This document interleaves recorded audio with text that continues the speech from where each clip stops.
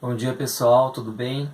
Hoje eu não poderei estar com vocês para fazer a revisão junto com vocês, mas eu estou enviando esse vídeo para que vocês possam aí ficarem tranquilos e fazerem a prova aí com toda a paz e tranquilidade aí, de acordo com tudo aquilo que nós estudamos. Então eu vou fazer uma revisão agora inteiramente baseada na prova, para que vocês percam o medo e façam de fato aquilo que realmente nós estudamos. Então vamos lá.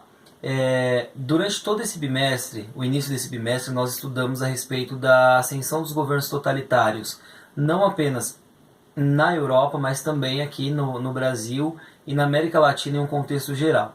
Então, durante os anos 20 e os anos 30, nós temos essa ascensão de governos totalitários, onde Adolf Hitler, Benito Mussolini, Getúlio Vargas aqui no Brasil e tantos outros aí ao nosso redor, na América Latina, eles ascenderam ao poder. Esses caras, eles conseguiram alcançar o poder mediante uma série de fatores que contribuíram para que eles fossem esses líderes autoritários, só que de caráter populista. Por que eles eram populistas? Principalmente pelo fato de eles terem a população junto deles, eles trazerem o povo para junto de si através da concessão de inúmeros benefícios e também pelo carisma. Todos eles eram líderes muito carismáticos. Para contextualizar a crise no capitalismo, a gente pode entender que, de acordo com a corrida imperialista que houve lá durante a Primeira Guerra Mundial, após a Primeira Guerra Mundial, essa questão do imperialismo ficou muito latente na sociedade europeia e se alastrou para a América Latina como um todo, buscando cada vez mais a possibilidade de nós termos aí a ascensão desses governos totalitários. Por que de tudo isso?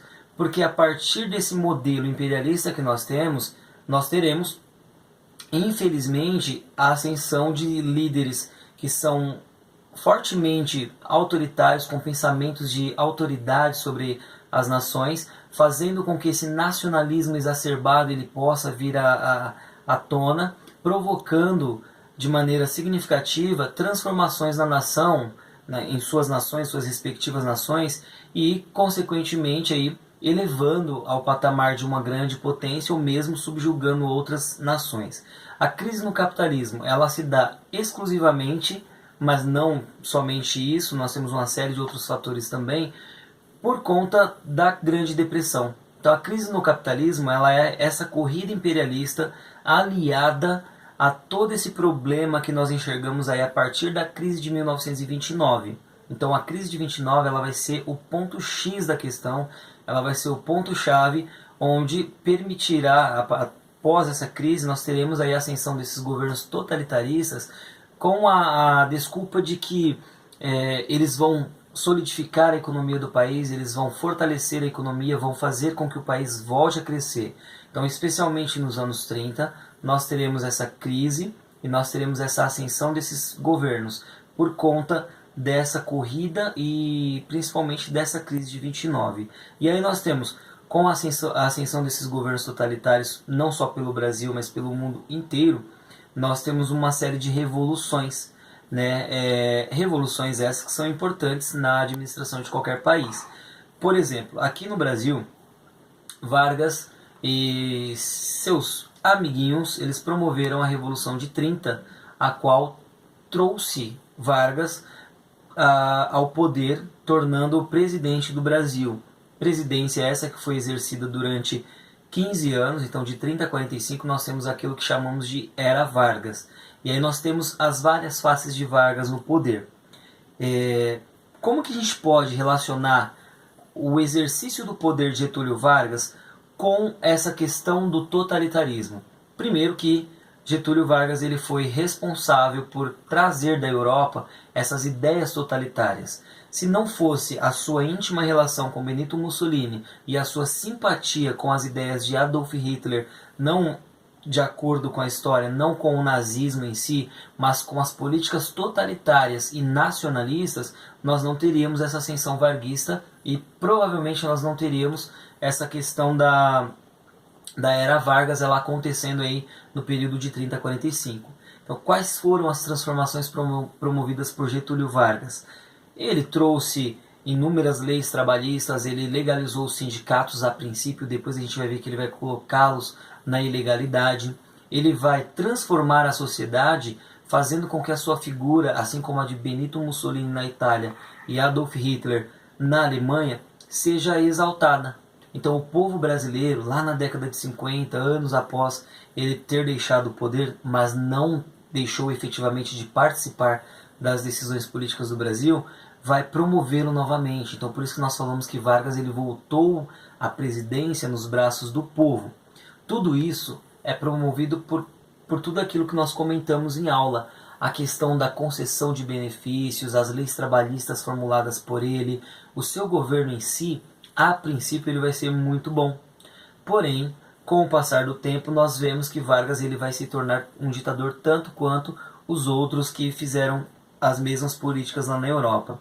E aí, de acordo com a história, como é que surge essas teorias do nazismo, do fascismo, de acordo com a história, como que esses modelos políticos eles ascendem no cenário mundial? Aí nós teremos algo muito simples.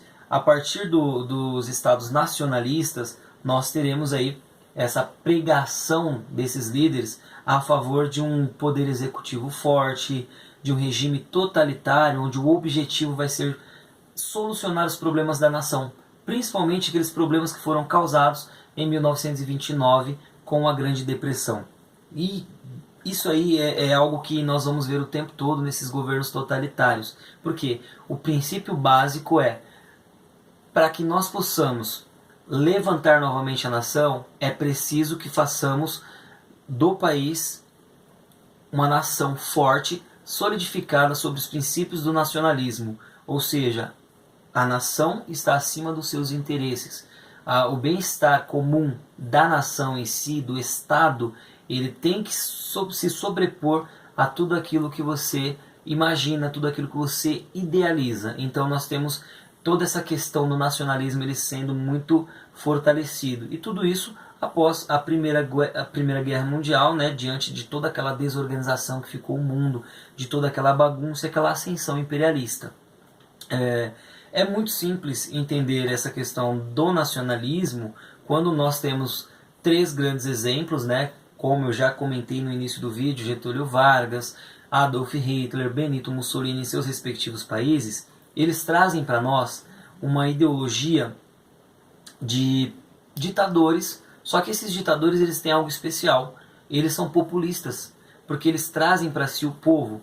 Então quando você observar aí as diferentes imagens de Vargas no poder, Adolf Hitler no poder, Benito Mussolini no poder, eles sempre estarão do lado do povo, porque é o povo quem promove a figura desses caras. E aí, a partir dessa ideologia, nós temos ideologias com base populista, governos populistas, chegando aí ao topo em suas respectivas nações e promovendo esses governos totalitários. Diante de tudo isso, analisando um pouco mais a fundo essa questão da crise de 1929, nós temos os Estados Unidos em si, ele sendo o grande responsável por promover aí essa grande crise. Por quê? Nós temos aquele grande crash da bolsa, queda da bolsa de valores de Nova York, e aí por todos os Estados Unidos e na Europa Ocidental, nós temos uma crise que vai se agravando e com o passar do tempo ela atinge diretamente a América Latina. Como que essa crise ela transforma o cenário político da América Latina? Ela vai abalar diretamente o poder das oligarquias cafeeiras, aquelas grandes oligarquias que vai governar o Brasil até meados dos anos 30, aquelas oligarquias que se solidificaram durante os anos 20, que foram aí os responsáveis pela proclamação da República em 1889. Toda essa crise no capitalismo vai diretamente provocar aí a queda dessas oligarquias e o surgimento desses regimes populistas com a desculpa de que nós precisamos solidificar a nação, promovendo aí ditaduras que nós podemos considerar ditaduras conservadoras. Uma ditadura que não é tão ferrenha quanto a ditadura de 64, mas que vai provocar na sociedade alterações significativas. Diante de tudo isso, essa grave crise ela vai abalar aí não só a América Latina, mas especificamente os Estados Unidos, que é a grande locomotiva do mundo até então por conta dos seus ideais imperialistas e por conta de toda a sua questão econômica. Nesse contexto, nós temos o New Deal. O que foi esse New Deal? O presidente dos Estados Unidos ele vai planejar, ele vai elaborar um plano de ação para conter a crise e para fazer com que a economia norte-americana ela cresça de maneira significativa. Significa que esse plano ele vai ser algo inovador, onde vai ser uma política pública de estímulo direto à criação de novos empregos. Por quê? Porque com a criação de novos empregos, o presidente acredita que diretamente ele vai resolver o problema da nação. De que forma? Com obras públicas, fazendo com que a população ela participe efetivamente dessa nova reconstrução econômica. Então, a ideia aqui do New Deal é justamente promover essa política de criação de novos empregos. E aí chegamos, enfim, a toda aquela questão aqui no Brasil e na América Latina das ditaduras que foram implantadas aí nos anos 30, né? E especialmente no Brasil, quando nós falamos da Era Vargas, a gente pode identificar que tornou-se uma ditadura e, né, dentro dessa ditadura ele criou um mecanismo, uma instituição chamada DIP, que é o Departamento de Imprensa e Propaganda. Qual era a finalidade do DIP no Estado Novo, na Era Vargas, ali de 30 até 45, quando ele de fato promove toda essa questão, quando ele promove de fato essa ditadura?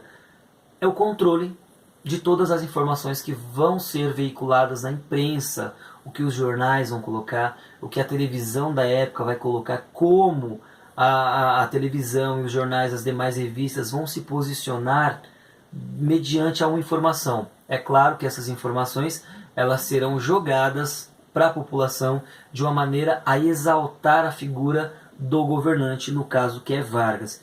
Então, no Estado Novo, que vai ali de 37 em diante, nós teremos essa ideia do DIP, ela dando uma supervalorização, difundindo a imagem de Getúlio Vargas e fazendo que ele seja de fato alguém importante, a figura populista do governante. Então nós teremos toda uma visão paternalista, como nós já avaliamos, como nós vimos, mediante as suas ações, é como se Vargas ele fosse o pai do povo.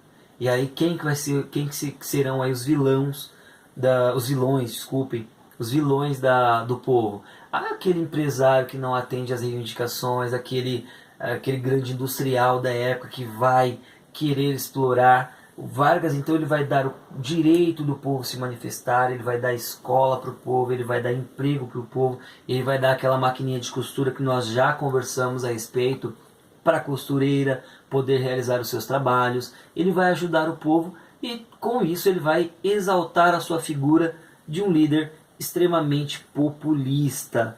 Dentro disso, nós temos a difusão dessa imagem paternalista de Vargas. E aí, é inegável que durante todo o governo Vargas, o Brasil ele vai ter um acelerado crescimento, né? Na área da indústria especificamente, Vargas ele vai ter ali